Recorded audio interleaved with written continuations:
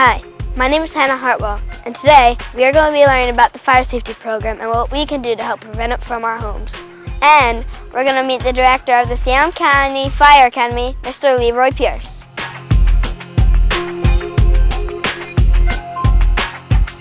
Thank you, Director Pierce, for teaching us about fire safety. What do you do here at the Fire Academy? Well, Hannah, first, thanks for coming today. A little bit about myself and the staff here at the Fire Academy. As the Fire Academy Director, I'm responsible to make sure that my staff and I provide training to all the Firefighter 1 recruits, or the new firefighters coming into the fire departments. We also provide training for the veteran firefighters and EMTs throughout the county and throughout our tri-county and actually tri-state area. And another important part of what we do is fire prevention and fire safety education for both the public, folks like your parents, and also for children in the schools. What are the biggest fire dangers in a home for children? Hannah, there's a lot of dangers in the home with regard to a fire, especially for children. A few things: make sure the matches and lighters are put away. Make sure that children don't play with matches or lighters or candles. If candles are lit in the home, leave them alone, basically. When your mom or dad are cooking in the kitchen, remind them to put the handles around above the stove so small children can't grab the handles on the pot, pull the pot over and cause a fire on the stove, or pull the hot food down on top of them, causing burns. Making sure that extension cords aren't overly loaded. Around Christmas time, they plug a lot of things into an extension cord, which is oftentimes unsafe. And then most of all, most importantly, make sure that you have an exit drill in the home so you and your family know what the plan is in the event of a fire. What can kids do to help prevent a fire?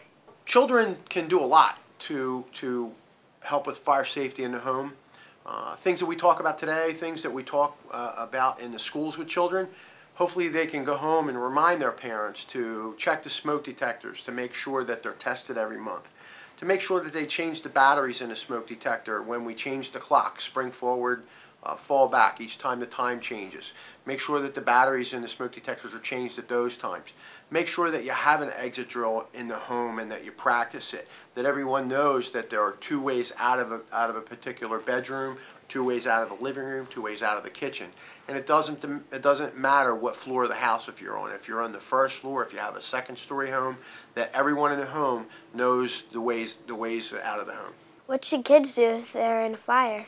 Well, Hannah, if you're involved in a fire and you hear the smoke detectors going off in the middle of the night, or if you see smoke coming under your doors at some point, or if your parents or a family member say there's a fire, you need to make sure that you don't panic and you stay calm. Think about when you go to bed at night, make sure that your bedroom door is closed, and that's going to help you remain safe in your room. It's going to keep smoke out if there's a fire somewhere else in the house. If you hear the smoke detector go off, you need to come out of your bed and stay low and go, which means you stay close to the floor because that's where all the clean air and all the heat is all above you. So you're going to check your door. You're going to feel the door with the back part of your hand to feel if it's hot. If it's hot, you don't open the door. If it's not hot and you don't see smoke coming in underneath of it, you need to open the door really slowly to see if there's smoke out in the hallway. If there's smoke out in the hallway, or if your door's hot, you need to use that second exit that we talked about leaving your bedroom by a window or another door if you happen to have another means of exit from your bedroom. Make sure that you don't hide under the bed. Make sure that you don't hide in a closet, because firefighters are coming into the house to look for you and to save your life, and they can find you a lot quicker if they find you out in the room in a corner or by the windows or by a door. Again, once you leave the house, never ever ever go back into the house. So once you get out, stay out. You mentioned a fire escape plan. How do you make one? Well, it's real simple, and I've set a diagram out on the table here.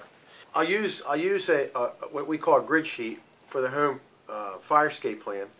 And what you need to do is, with your parents, sit down and draw out a floor plan. And I'll use my house as an example. And you need to make sure that you draw in all the doors and windows, and you draw in all the bedrooms and all the rooms in the home, and identify ways out of each bedroom and each of the rooms in the house. For example, this is your room. Let's say this happened to be your room. There are 2 windows in the room and a door, and then the hallway.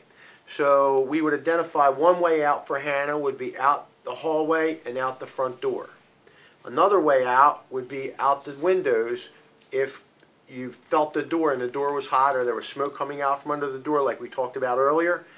Then you would use the second way out of your house, which would be open or break a window and climb out. And then at the end of the drill or at the end of the escape, what you need to have clearly shown in your plan is where all the family members are going to meet up at. And in the case of my home, my children are told that they go next door to their aunt and uncle's house who live next door to us. So that's our point where we would muster or where we'd rally everybody together. And we would then determine whether or not all 6 of us are present at that particular location. Thank you, Director Pierce, for your time. I hope all the kids and parents watching this video take it seriously. Well, Hannah, thank you for coming in. Thank you for being interested. Remember what we talked about today about all these principles of fire safety. It's important. It's for your safety, the safety of your parents, and everyone in your home. Now we're going to meet a kid here who saved her family's lives. I'm staying with Haley and her mom.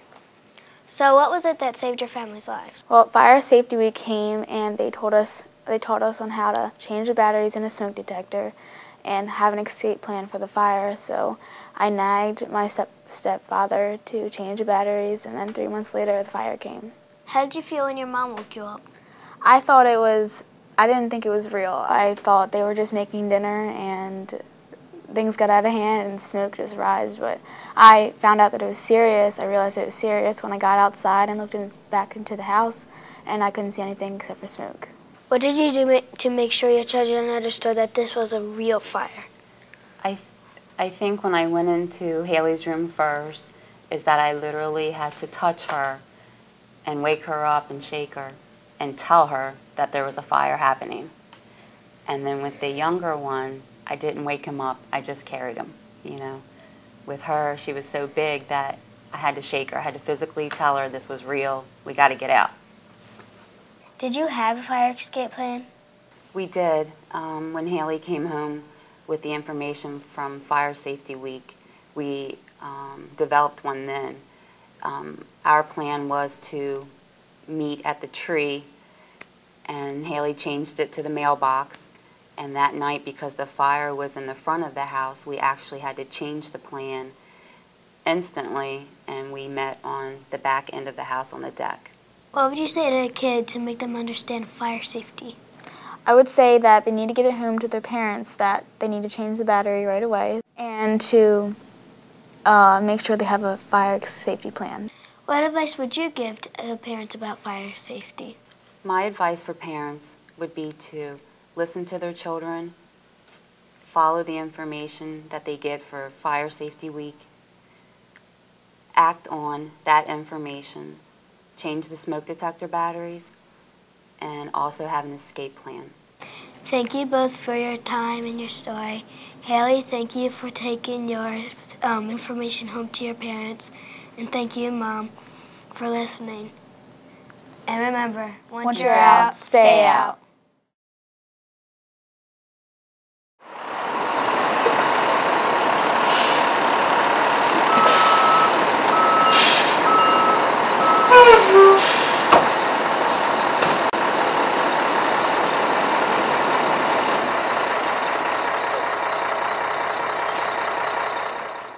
Alright guys, the reason we're here is we know that you guys have an evacuation plan in case of a fire. We basically just want to observe you guys and actually how you guys perform that task. One of the things that you want to remember as you kids are doing this is when you guys hear the smoke alarm, I'll actually push the button to sound the alarm. I want you guys to roll out of bed like you normally would, go up to the door, feel the door with the back of your hand, okay? Never hold on to the doorknob because you're going to have a tendency to hold on to the knob. Whereas if you actually put your hand up to it and you feel the heat, you pull away. If you do feel the heat, you're going to use your second means of egress, which would be the window. If you don't feel it, then you're going to go out like you would normally go out to. All right, one thing I want you guys to do is I want you to go and wait by the mailbox where your normal meeting place is, and I want you just to hang back for a little bit, and then once they get out of the house, I want you to follow them, okay? One thing that you want to do too, and I recommend doing this for your fire drills, is taking a piece of paper, and on that piece of paper write down cool door, no smoke, or hot door, smoke. And then that would drive them to go out whatever exit that they need to go out to. All right? Any questions? Okay.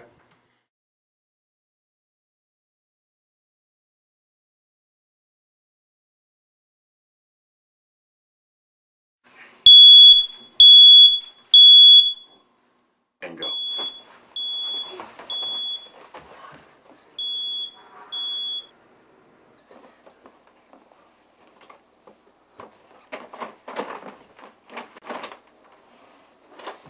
In action.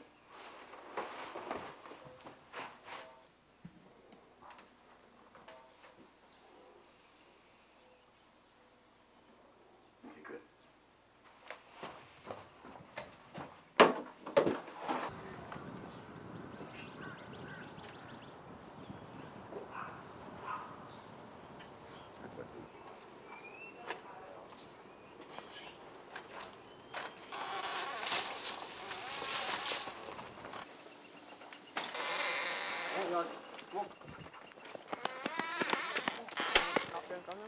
Come here, Yogs. Come here, Yogs. Good boy. That's good. All right, that was a really good job. You know, you guys are all out here, you guys accounted for. Just remember, if the dog doesn't come out, never go back in for the dog, because it becomes a domino effect. You know, next thing you know, somebody goes back in for the dog, that something happens to them, now somebody else wants to go back in there. All of a sudden, now we have 2 or 3 people that we have to rescue rather than just, you know, going in and maybe doing a simple search for the dog. A lot of the times, these animals are, you know, they're a lot smarter than you think. They'll beeline it out of the house before you even know it. They might be out in the backyard, you know, and you're going, how'd they get out? And, you know, they went through a window or something like that, just like we would. A couple other things to remember is, you know, as soon as the fire department or the police get here, make sure you notify them right away if everyone is out of the house and accounted for. That way, you know, we make sure that we're not trying to run back in, rescue anybody that, you know, isn't there and stuff like that. I see that you have a blanket in the window. A lot of times we tell people to use that as a method to, you know, let us know that somebody is still in the house and they couldn't get out. You know, I know you guys were using it to sort of help, you know, get out the window and stuff like that without getting injured. That's great. But just let us know that. That way we're not, you know, trying to run around and stuff like that. A couple other things is you want to practice maybe a couple means of egress. You had the window, you had the front door. Maybe, you know, next drill, have a meeting place in the backyard. Run out the back door, you know, meet out back, stuff like that, and then walk as a family once everybody is out. You always want to make sure that, you know, as parents, one of the biggest things that, you know, that you're going to want to do is make sure your kids are okay and stuff like that. That's why usually we try to tell you guys to have a means of egress and a point of meeting where you can visually see that door. That way, you know, as your kids are running out and stuff like that, they see you, you see them, they're going to want to come right to you. You know, and if you guys are standing here and stuff like that, they're not going to want to cross the road, go to a neighbor's house that they know that might be a friend or something like that. We don't want them crossing the road, get hit by a car. You know, now we have, not only do we have your house on fire, but we have another emergency that we have to, you know, supersedes the house being on fire that we have to take care of. I didn't see anything else. You have anything? No, I like the fact how you guys used 2 means of egress. The one used the one out of the window, and the other one came out the door. That was really good of you guys. That's one thing that you want to keep in mind, especially if you're in a situation and you wake up in the middle of the night and you go to the door and you find that the door is hot with the back of your hand. You have to have another means of egress. So by putting the blanket in the window and using it the way you did is an outstanding job. And with the other one going out the door, you knew that you were safe going out that door, and then you ran right to mom. You both did, and that's what we expect you to do. But whatever you do, make sure you have accountability of everybody in your household, and then once the fireman comes over, make sure you let them know, again, like what he said, that everybody is out of the house and everybody's accounted for. Okay? But other than that, you guys did an awesome job. Do you guys have any questions or anything like that? I don't have any questions. All right. Well, thank you for your time. Thanks you guys for did a coming great out. job. Good job, guys. Thank you. Good job. Thanks. Good job.